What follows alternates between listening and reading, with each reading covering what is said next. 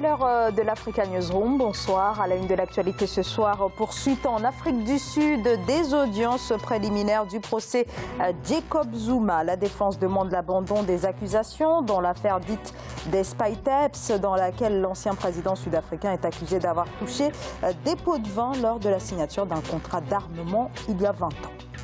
Et dans notre grand angle, près de 650 millions de personnes toujours privées d'électricité. L'Afrique face au déficit énergétique, des secteurs entiers sont paralysés. Quelle réponse des autorités? Nous nous rendrons au Togo où le gouvernement tente d'amorcer une transition vers les énergies renouvelables. L'industrie cinématographique en plein développement, notamment en Côte d'Ivoire. Nous partirons à la rencontre de l'une de ses étoiles montantes, l'actrice Kadi Touré, qui a reçu le prix de la meilleure interprétation féminine pour son rôle dans L'Interprète, récompense dans le cadre de la nuit ivoirienne du 7e art. Voilà donc pour les titres et pour le décryptage de ces actualités. J'ai le plaisir d'accueillir ce soir Guy Mafimba. Bonsoir. Bonsoir et merci pour votre invitation. Merci à vous. Vous êtes analyste politique. Sur ce plateau également, Dianzia Orisbon-Oulou. Bonsoir. Bonsoir. Bonsoir, vous êtes politologue. Merci à tous les deux d'avoir accepté notre invitation. Place à l'actualité.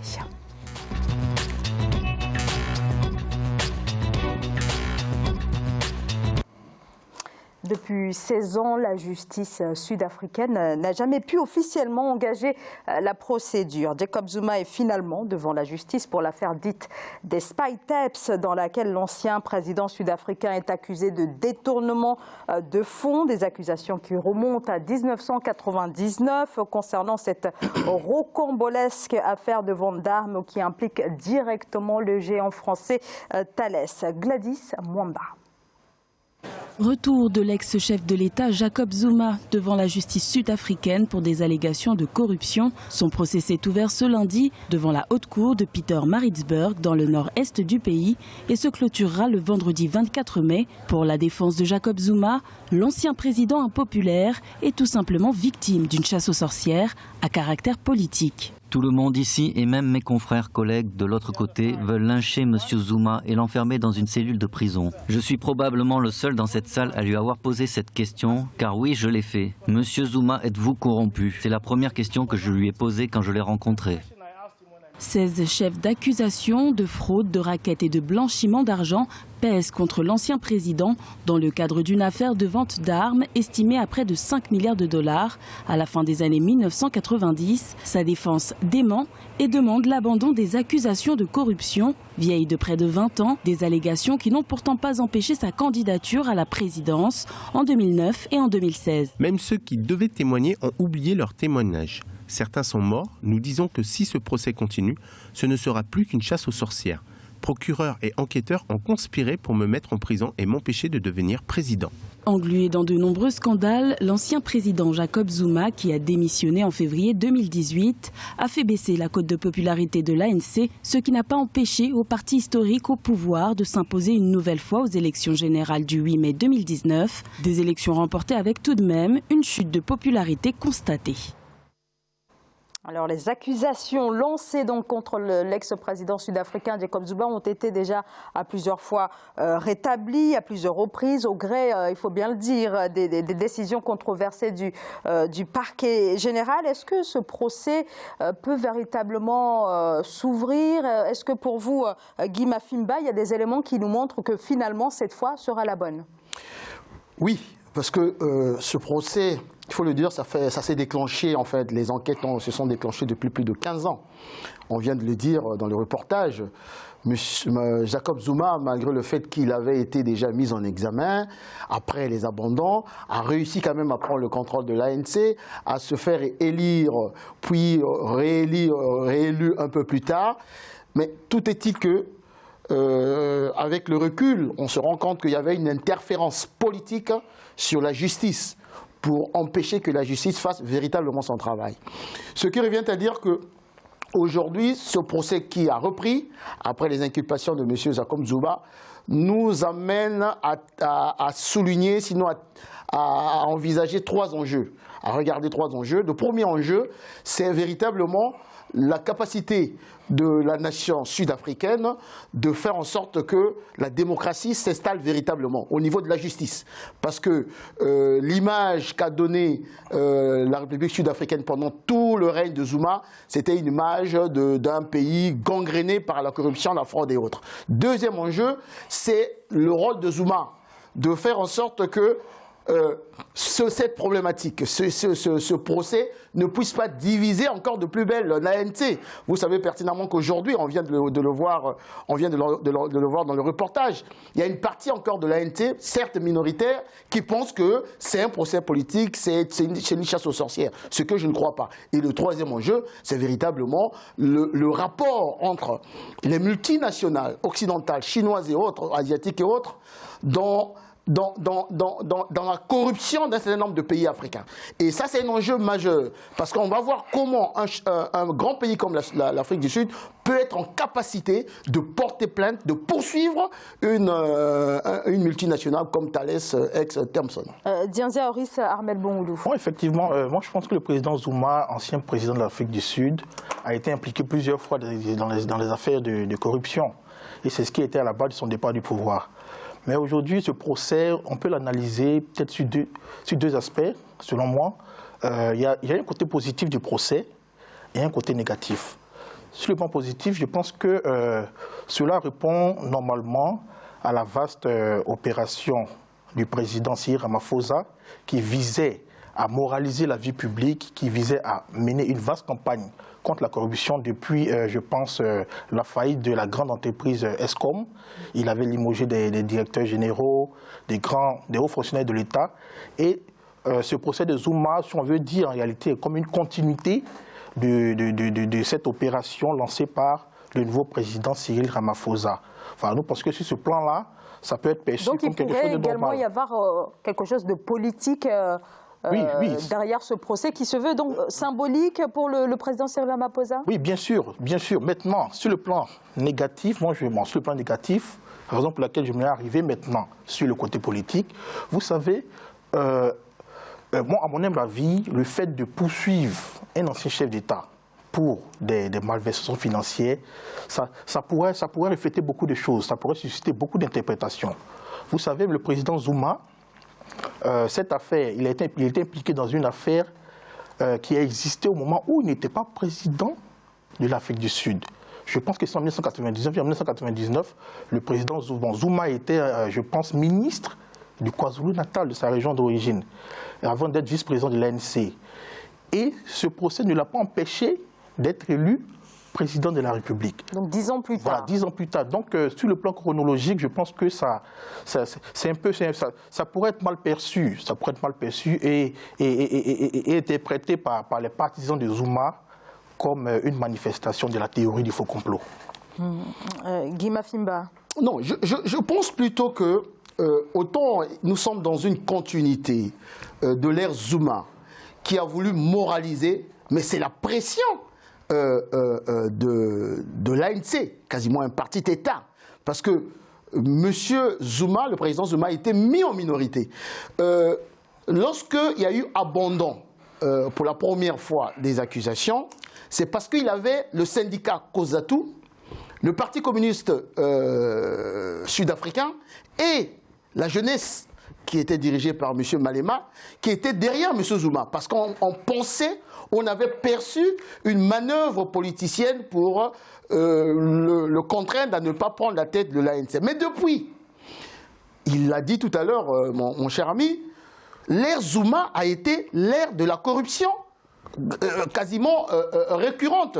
Il y a eu l'affaire Gupta, celle de la famille indienne qui a, tout autour de Zuma, qui a bénéficié d'un certain nombre de marchés de l'État et autres. Il y a eu l'affaire du viol. La justice l'avait plus ou moins blanchi. Et il y a eu l'affaire de sa résidence, de son domaine, financé avec l'argent. Donc l'ère Zuma a été l'ère de la corruption qui a gangréné non seulement l'Afrique du Sud, mais à enrayer la marche économique. Parce que un pays comme l'Afrique du Sud, une grande puissance comme l'Afrique, la deuxième puissance en Afrique, ne peut pas émerger, ne peut pas tendre vers l'émergence avec un pays gangréné par la corruption. Donc je pense que non seulement M.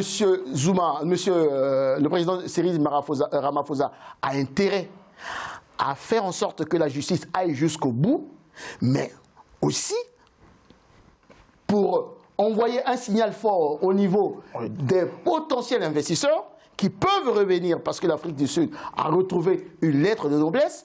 Et puis, comme j'ai dit tout à l'heure, au niveau de l'ANC, asseoir véritablement son leadership, asseoir véritablement sa vision de faire de l'Afrique du Sud un grand pays. Et bien entendu, le troisième enjeu que je viens de citer, faire en sorte que les multinationales occidentales, asiatiques et autres arrêtent de s'ingérer dans la gestion généralement des pays africains entre guillemets faibles, ce qui n'est pas le cas de l'Afrique du Sud. Alors peut-être on va retenir ce que vous avez développé dans votre deuxième point, à savoir que ce procès est très important pour l'image de l'ANC. Il est important pour l'image de l'ANC, mais il y a une contradiction. Moi, c'est la première fois que je vois dans la vie politique des pays africains deux personnalités du même parti qui se confrontent en justice.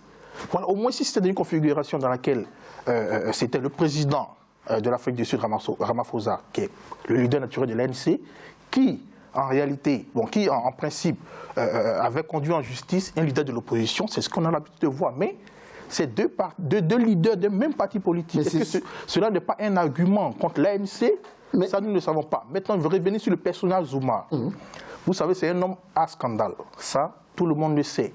Mais les scandales, je vous rappelle, n'ont jamais empêché l'homme d'arriver jusqu'au sommet. Il est connu personnellement comme quelqu'un de courageux. Vous voyez, quelqu'un de courageux qui a réussi par son courage à arriver au sommet. Et si vous vous souvenez bien, déjà en début de cette année, il avait commencé je pense, à se convertir dans la musique. Voilà.